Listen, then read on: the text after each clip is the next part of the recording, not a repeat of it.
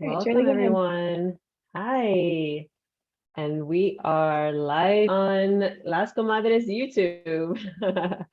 Welcome, everybody that's coming in now, trickling in. And I am very excited to be launching and hosting Comadres in the Metaverse.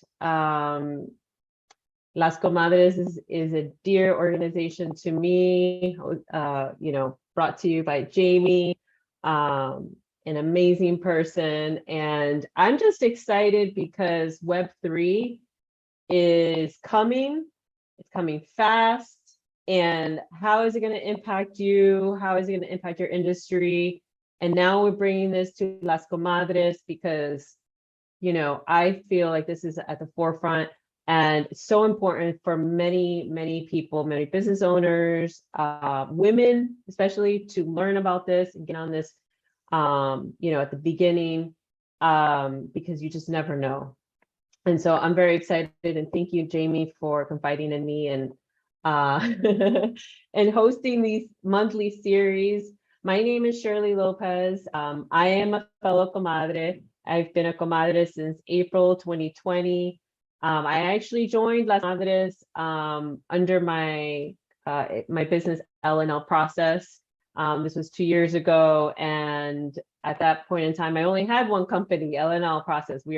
We are nationwide process servers, and with the success of L&L Process, I was able to spin off another company called Notary Force. There we are virtual notaries. And now I'm working on my new startup with my brother. I am a co-founder of Meta, and very excited to be showing businesses about Metadime, what we do, but also educating everybody about Web3 and everything that encompasses Web3. I want to know ultimately how it'll affect my other businesses, L&L Process and Notary Force, because at some point in time, it will. So I want to be at the forefront of this. And with Metadime, what we're doing is we're helping businesses that want to create memberships and loyalty programs be able to do that using NFTs. But I will get into that on another day. I really wanted to just share and review with you guys today what Web3 is, learn the basics, and see from there how you're going to explore. Because at the end of the day, what I want to do from this meeting and from you guys seeing this this recording is get inspired about what you could do, what you can learn about Web3.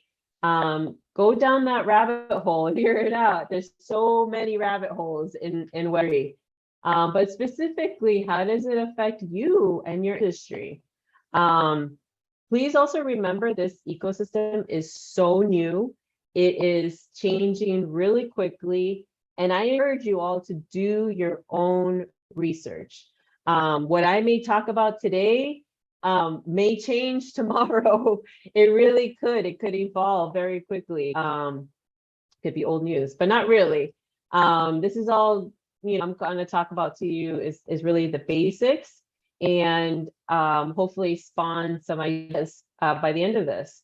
Also, feel free to have a conversation. If you are a Las Comadres member, you're a comadre now in the salon, you can actually engage with Web3 discussions. You can ask the questions, we'll find you the answers.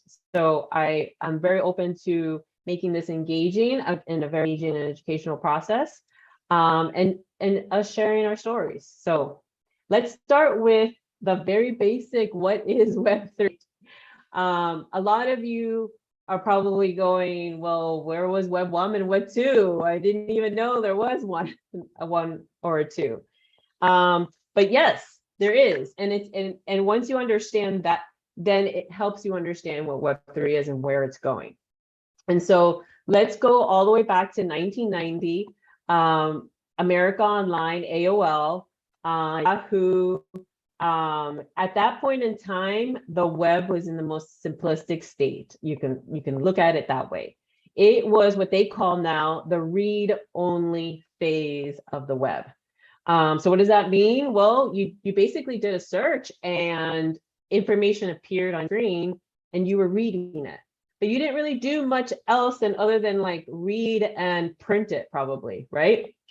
So you didn't at all upload your own, photos, or you didn't at all even sign into certain websites, to access information. So this was a read-only phase, which evolved into Web 2 with read-write phase. And what I mean by that is at this point in time, we were having more interactions with the internet, personal interactions with the internet.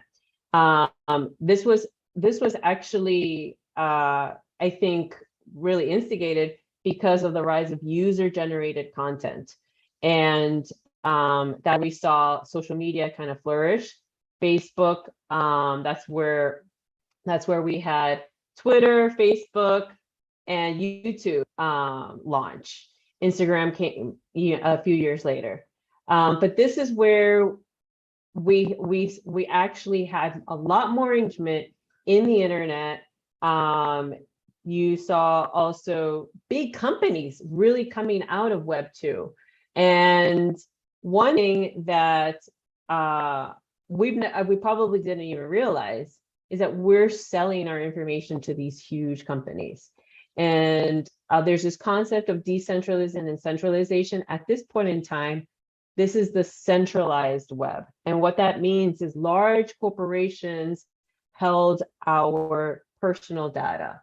So Facebook, when you sign into Facebook and you're putting all your information in there, where you work and where you've been tagged, and locations, and your photos, and any kind of content you put on there that you've created, well, it's owned by Facebook.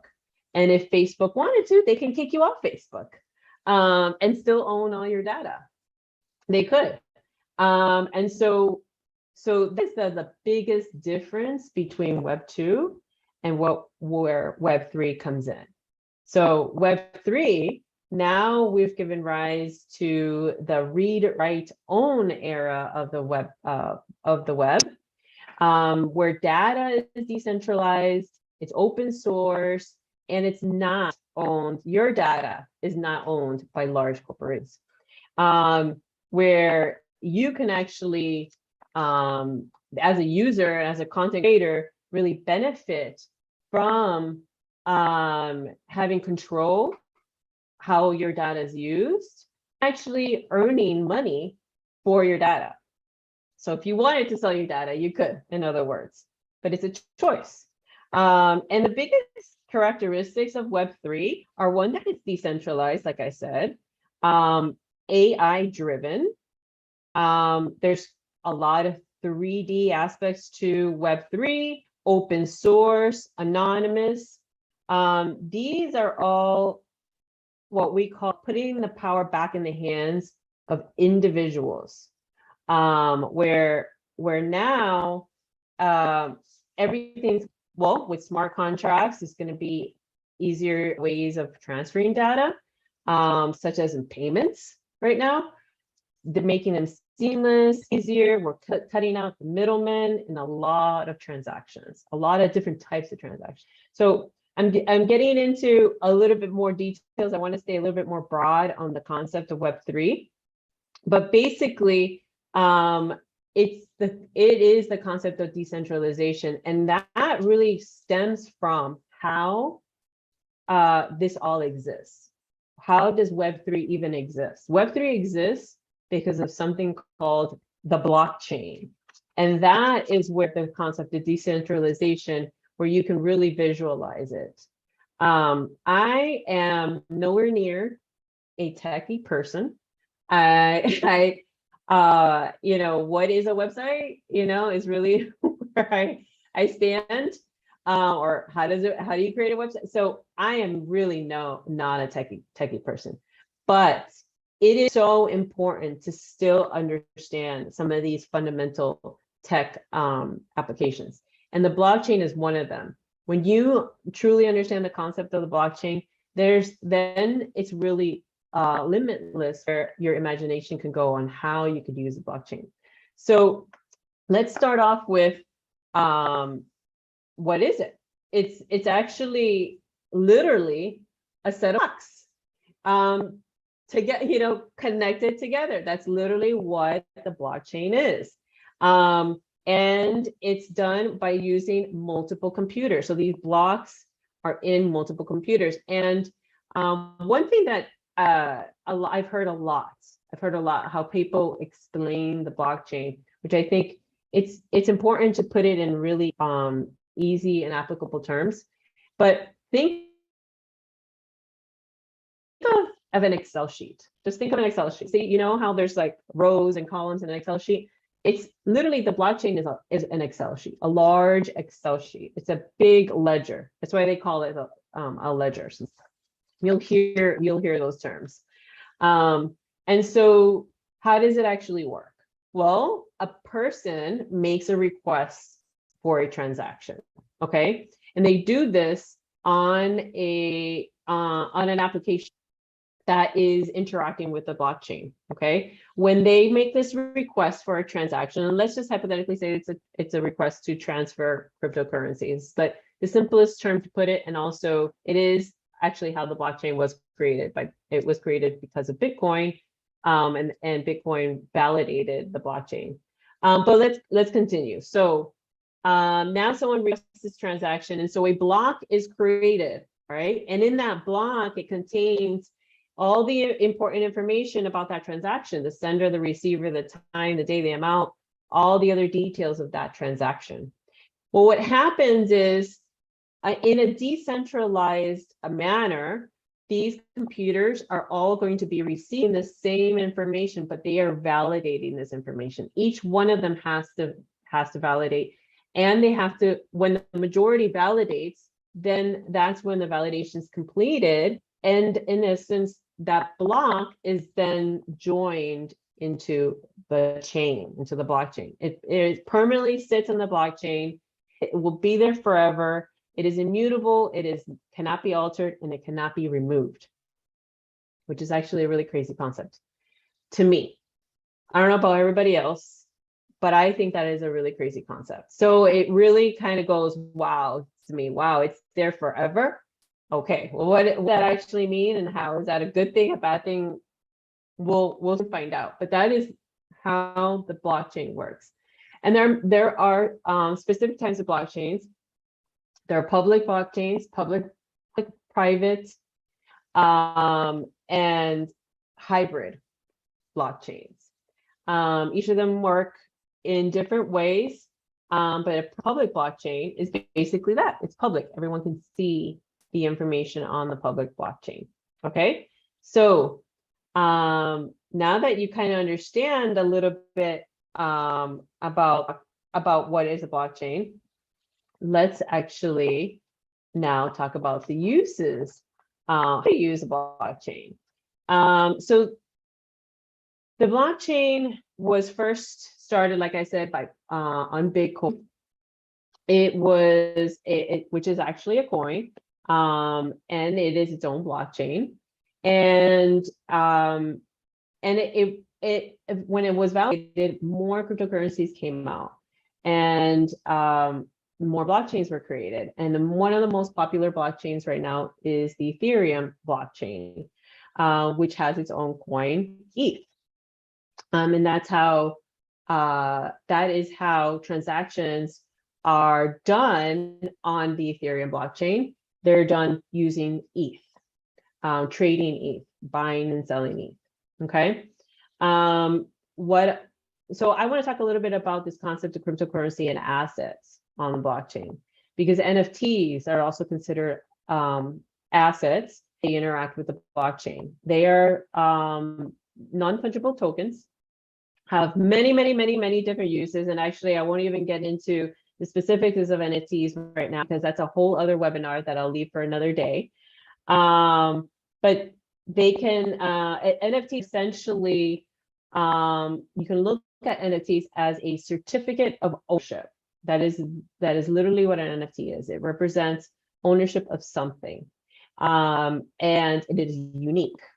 Unlike tokens and coins, those aren't unique. You can trade them one for one, and they function like currency. Wallets are where you will house, you keep all of your tokens and your NFT and your cryptocurrency.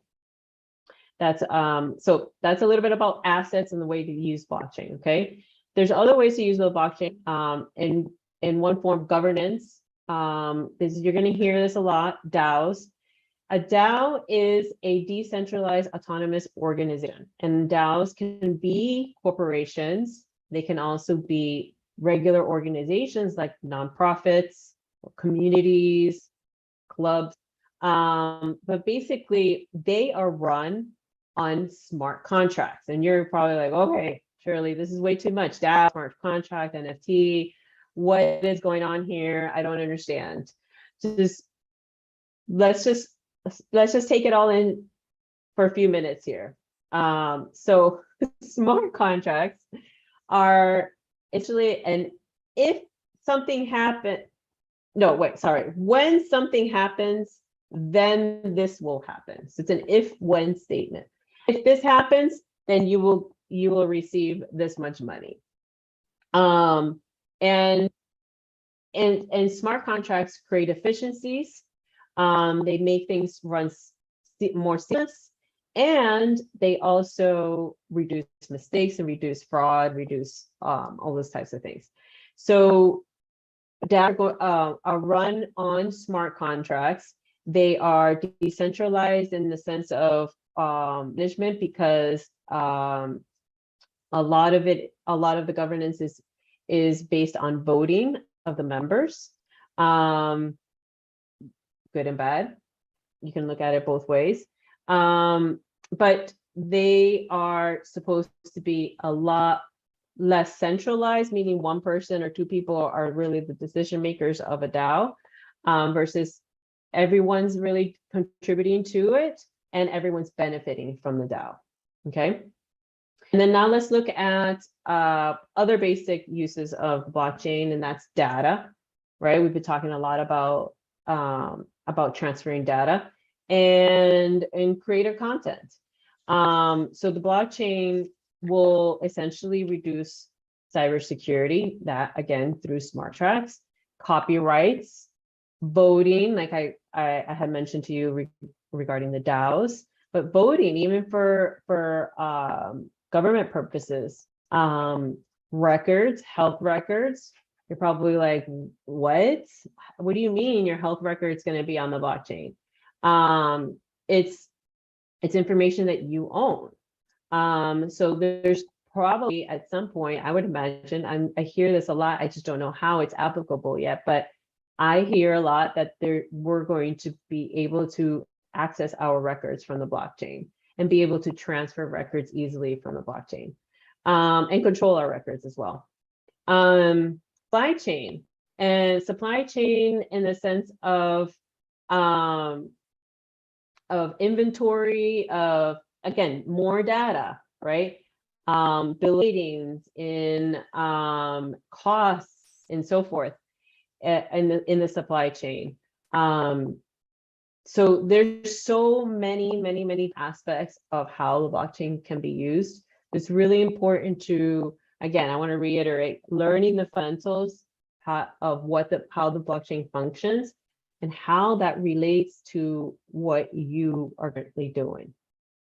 Okay, so couple of things there. Let's move on to now, what are the biggest trends in Web3?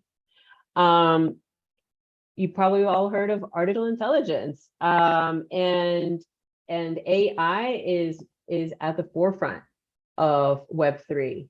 A lot of we've seen big brands actually try to see how they can incorporate AI into their business, into their marketing, into how they interact with how AI interacts with customers. So you're going to start seeing that.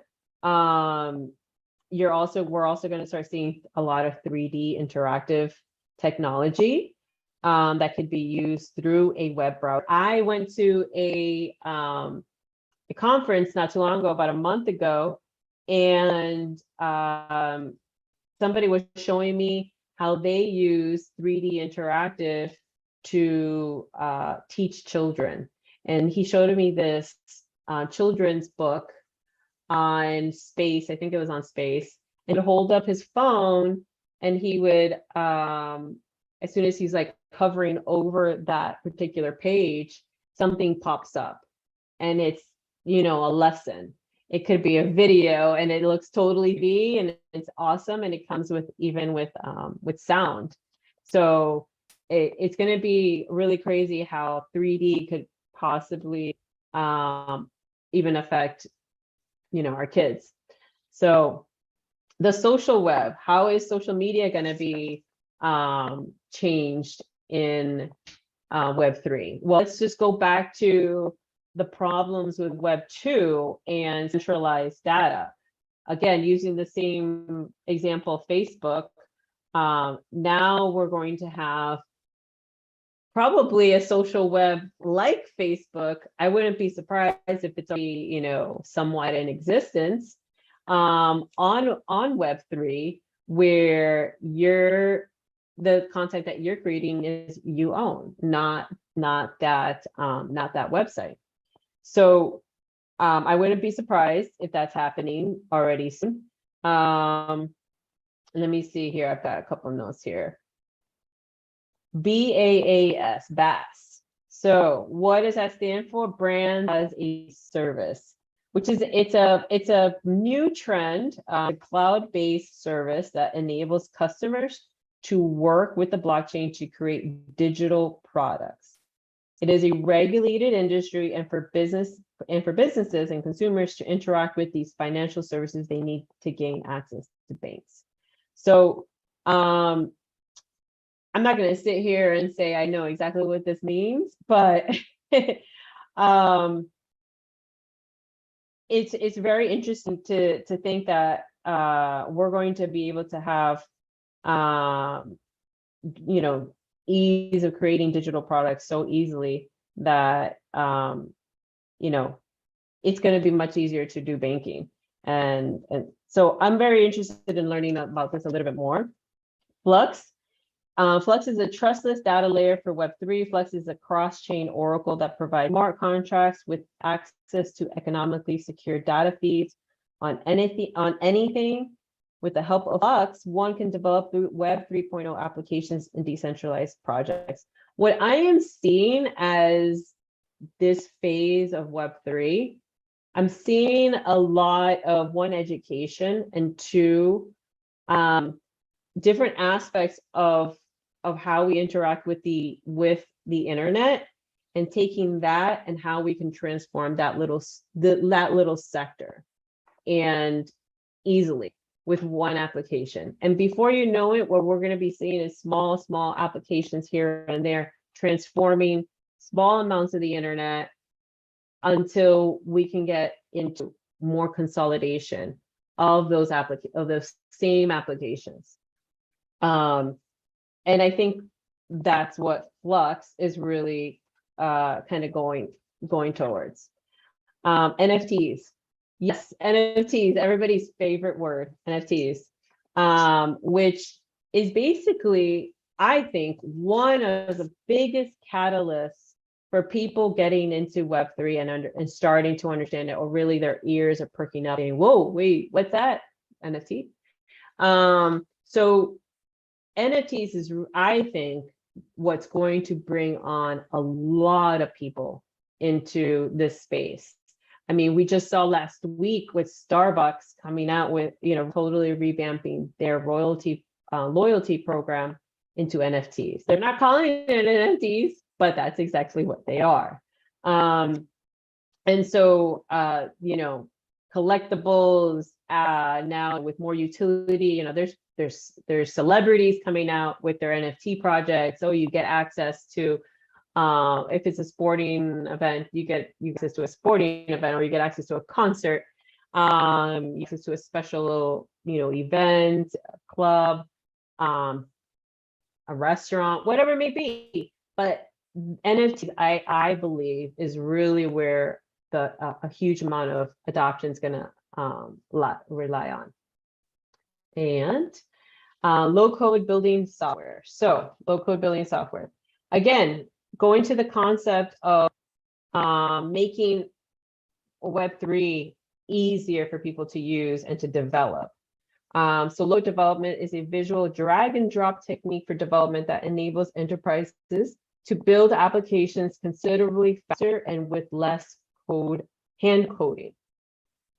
So as Web 3.0 has stepped in, the trend of wiping out the low code or no code creations has sprung up. And lastly, cloud technology.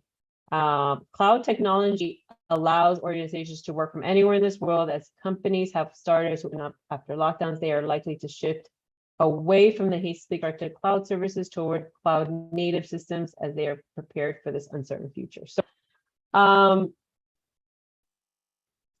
how do I put this? Cloud technology is just another form of data storage. And we want data storage that is decentralized. And so that's what I would imagine how cloud technology is really also a transformative trend right now in Web3. So let's talk a little bit about where Web3 is headed. I think NFTs, right? Cryptocurrency is another obvious one because that's where it all really started. And now it's becoming easier and easier. It's going to be, I mean, that trend is just going to go up, where it's going to be easier to buy cryptocurrency with a credit card. I mean, I bought an NFT not too long ago with a credit card. And there are now more companies coming out with these options. And so if I can, you know, if Publix all of a sudden starts selling NFTs, or some of the food for cryptocurrency, maybe I can actually pay with my credit card. It'll be much easier for me. And so that onboarding of cryptocurrency is going to be huge. NFTs is another one. Like what I said, data storage. dApps, we didn't really get into dApps, but dApps are basically applications on the blockchain.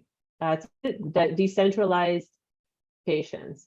But I think the forefront of Web3 is going to be headed right now is the metaverse. You guys have probably, the only thing that you probably heard about the metaverse is like, oh, it's just a bunch of games or just a bunch of nerds going on there and saying hi in like weird costumes, you know?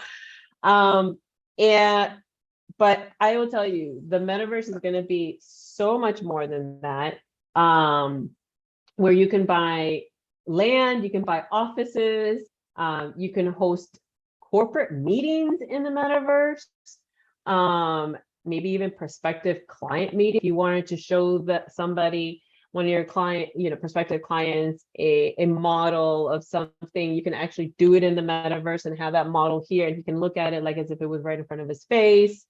Not only that, but just receiving information. So education, even in the metaverse, people, college courses. Imagine that you're in the metaverse listening to your professor. You're sitting at home, but you are in a room or one of those, stadium seating type of college course rooms. And you see your professor down there as if he was in real life, but he's actually sitting in his living room.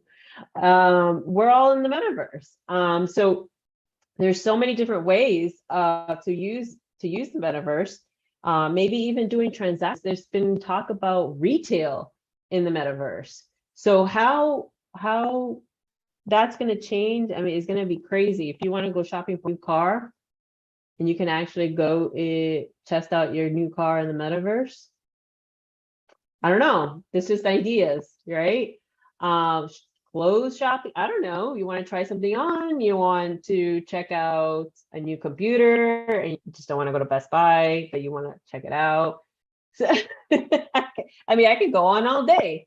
With Surely. examples. What?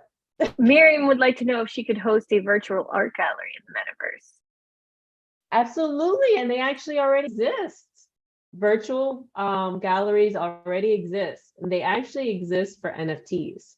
And when I went to this Connect conference a few weeks ago, there were 3 booths, 3 that were NFT galleries.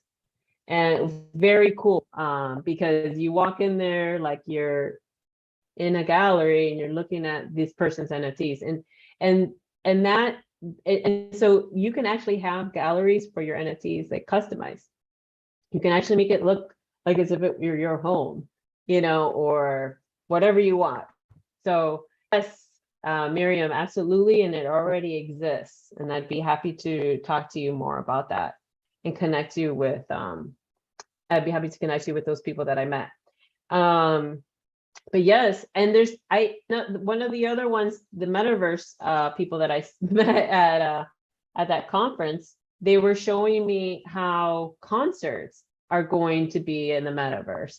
And I got to put on one of those sets, and there was a man and a woman. They looked completely real, but it was actually a what's it called? A revolving video of them. And she was there singing on her microphone. He was there on the guitar sitting. Really cool, because I felt like I went right up to them as they were, singing. And so there's so much of what is going to happen in the metaverse. I'm very excited about it. I don't know if you guys can tell by my animations. So that's where I believe it's headed. But really, more importantly, what I want to emphasize is for you all to stay informed, constantly informed, and just stay up to date. I like to listen to podcasts whenever I get a chance to, whether it's on my computer, whether it's in my car, whether it's on my phone or my headset. I like to listen to podcasts. I subscribe to these here that you see. Edge of NFT is my favorite ones. I've learned a lot from that podcast. I've also learned a lot from Brian Fanzo. He's got 2 NFT, Getting Started with NFTs, and then NFT 365 Daily, which basically what that is that he's buying 1 NFT a day, and he has a podcast a day about that NFT that he bought. So pretty cool stuff. Web3 simplified. I've listened to a couple, not a lot, but a couple of this guy. He's okay. Sean Spicy, I don't know. And the blockchain.com podcast, really intense. I'll tell you, there's going to be a lot of that information that's going to just go right over your head and just going to say, what? But the reason why I like to listen to them is because you just don't know what actually picks up, stays in, maybe if after I hear it the second or third time, I'll actually comprehend it.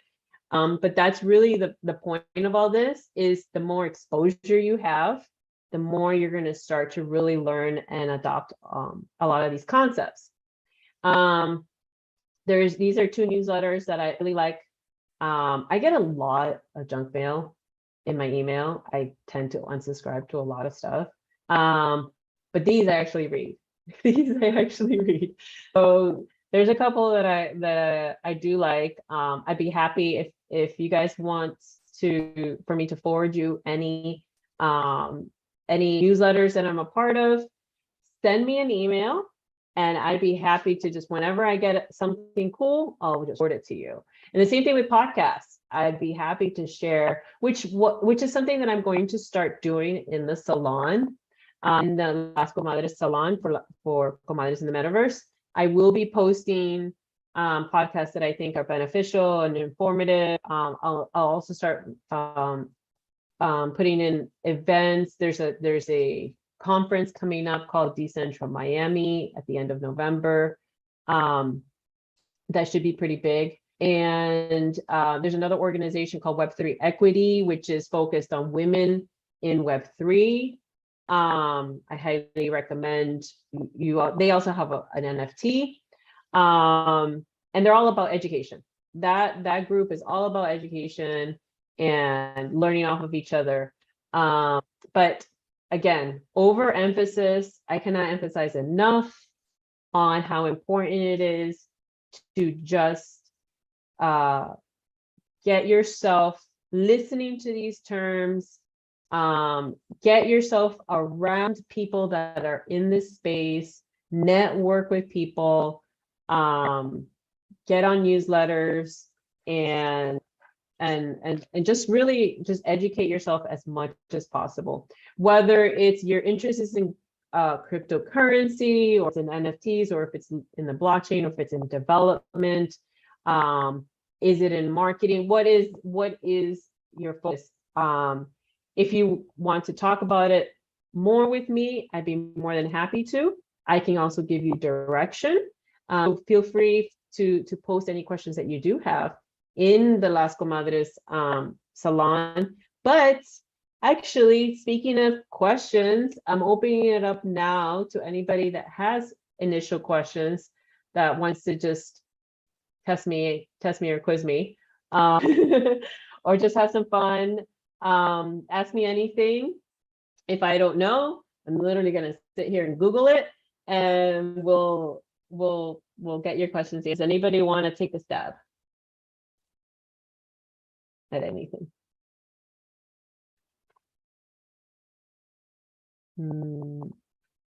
Don't come all at once. Quiet down. You guys are so loud. Why don't I do this? Shirley. Why don't I ask a question? Yes, Miriam.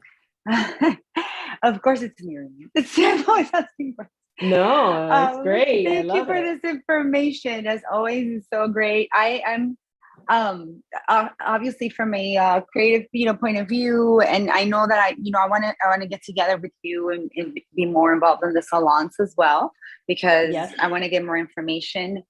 So as a creative, let's say I just want to, I want an open season, I open an account, but I haven't really done anything with it.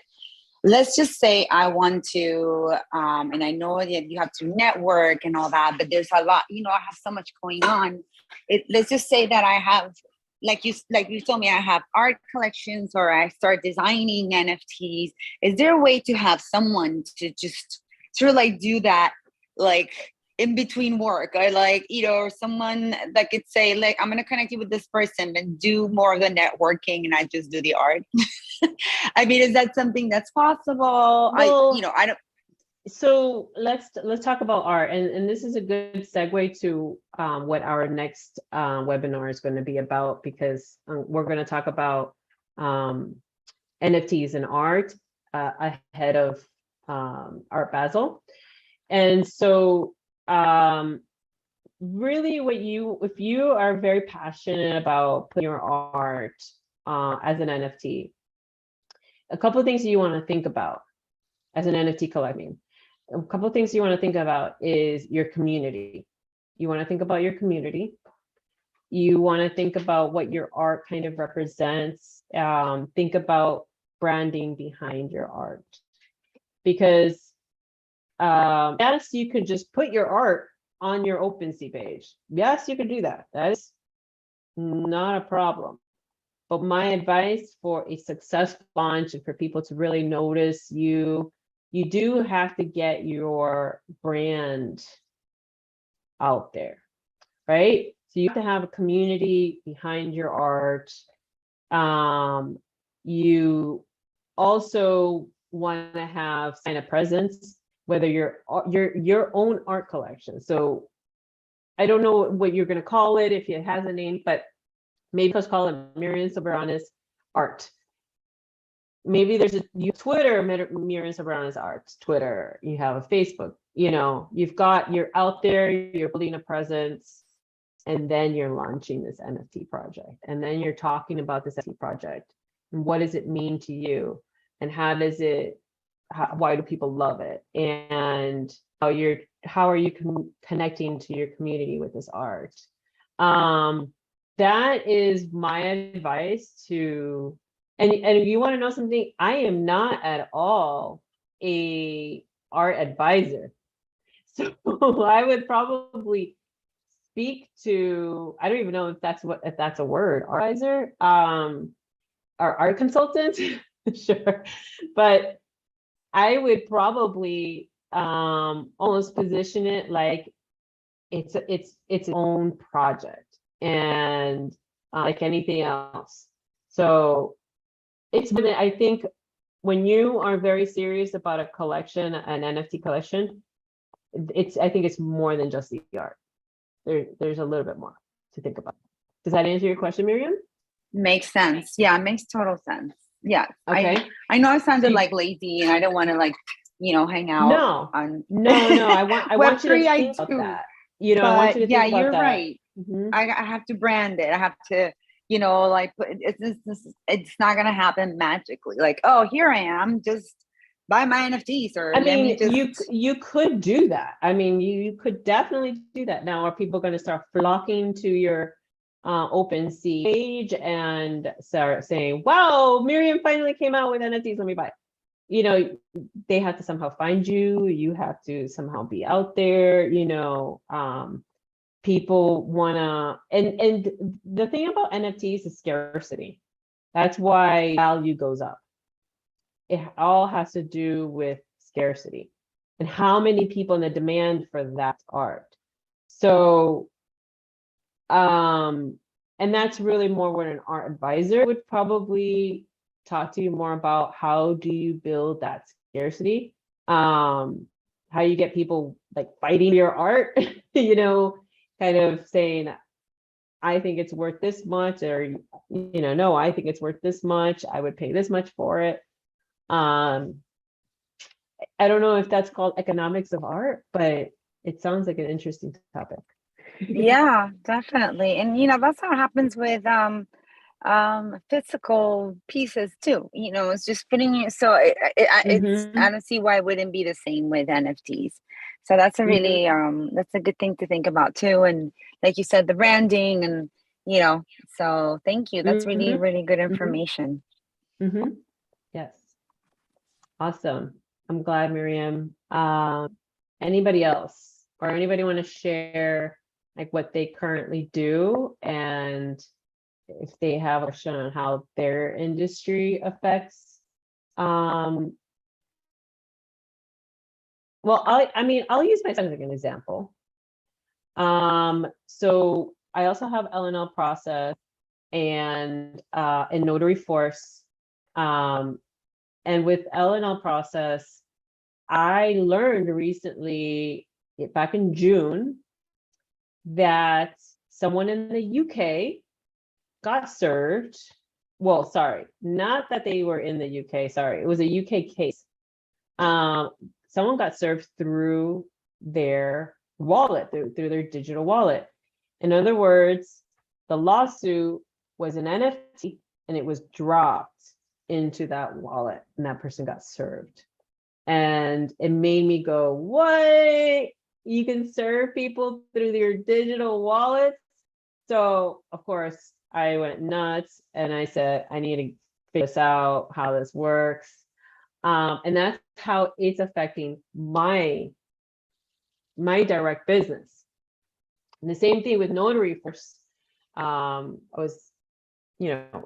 Laura is on, Laura, my partner, is on, I think that's Laura's iPhone. And I told Laura, I said, we can do notarizations on the blockchain. How that happens, I don't know, but it's already starting. Like, there's a way to do it. And how does that help us? Well, secure data is one. the way that I imagine it is, you know, if you're signing an important document, right, and you're having that notarized, because it's an important document, down the line, you're going to need that document for whatever problem you have, right?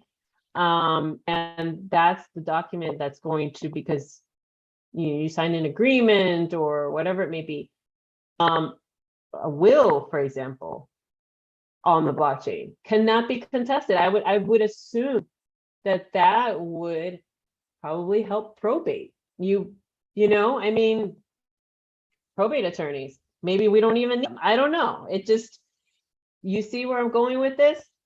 There's situations that can happen with the ease of the blockchain that will directly affect your business. It's really what I want to get at. And so I am actively, well, not right this second, but I am, it's in my head. It's in my head. I have to figure out how I can take my virtual notary business onto the blockchain. And for me, that's really exciting stuff. And the same thing with my LNL process business. How am I going to transition LNL onto Web3? And think about that all the time. So I hope I have inspired you. And if does anybody else have questions? I want to stay connected with you guys. So feel free to scan my QR code. From there, you'll get my link tree. You can connect with me on LinkedIn, Telegram, Twitter, all that other stuff. You can book a meeting with me. Here's my email address. Feel free to email me. If you're a Comadres member, I'll see you in the salon. Feel free to send me a message there as well. But if we don't have any more questions, you know, I think we're good. Does anybody want to speak up before we go?